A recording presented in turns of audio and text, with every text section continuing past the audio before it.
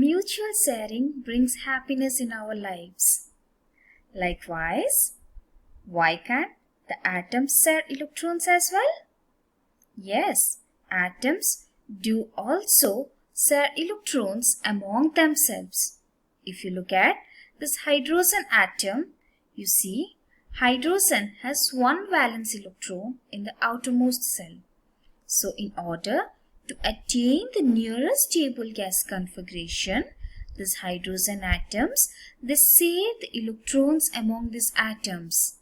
And as you see, they share a pair of electrons between these atoms.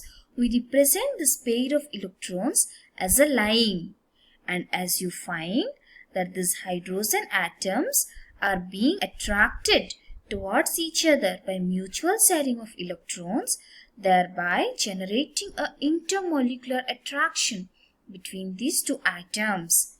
And this intermolecular attraction leads to the formation of a covalent bond. Let us look at some other examples now. If you see here, this chlorine atom, they have 7 electrons in the outermost shell and they are unstable in nature. So in order to attain the stability, these two atoms, they share a pair of electrons among themselves. And as you see, they share only a single pair of electron. That is why a single bond is formed between these two atoms. And as we see here, as the bond that is formed by sharing of electrons, and only a pair of electrons is shared, that is why a single covalent bond is formed between these two atoms of this chlorine molecule. But if you look at this oxygen atom, you see here oxygen has 6 electrons in their outermost shell. So as we see here, in order to attain the stability, these two oxygen atoms, they share 2 pairs of electrons. So as we see here, 2 pairs of electrons are being shared. So that leads to the formation of a double covalent bond between these two atoms of this oxygen molecule. Whereas in case of nitrogen atom, if we see, nitrogen has 5 electrons in their outermost shell. So in order to attain the stability, these nitrogen atoms, they share 3 pair of electrons among themselves. And as they are sharing these 3 pair of electrons, so that is leading to the formation of a triple covalent bond between these two atoms to form the nitrogen molecule. Hence, we can define this covalent bond as the bond that is formed by mutual sharing of one or more pairs of electrons, and the compound that is formed due to this covalent bond is called your covalent compound. As we know, the driving force of all nature is the water molecule, and this water molecule comprises atoms hydrogen and oxygen. As we learned that hydrogen has only 1 electron in the valence shell. So in order to attain the stability, it needs 1 more electron. So as we see, these two hydrogen atoms go on and share the electrons with the oxygen atom, which has 6 electrons in their outermost shell.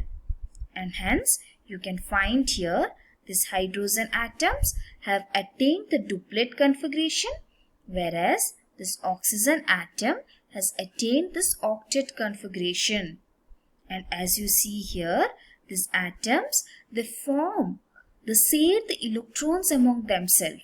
And by sharing the electrons, this leads to the formation of a bond between these two atoms. So hence, it leads to the formation of this water molecule by mutual sharing of electrons between these two atoms. If you see here, what type of covalent bond is found in this nitrogen molecule? Is it a single covalent bond, a double covalent bond, or a triple covalent bond? Well, the answer is a triple covalent bond. As we saw here, that nitrogen, they have the 5 electrons in the outermost shell. So they share 3 pairs of electrons. And they are sharing the 3 pair of electrons. That is what leading to the formation of a triple covalent bond.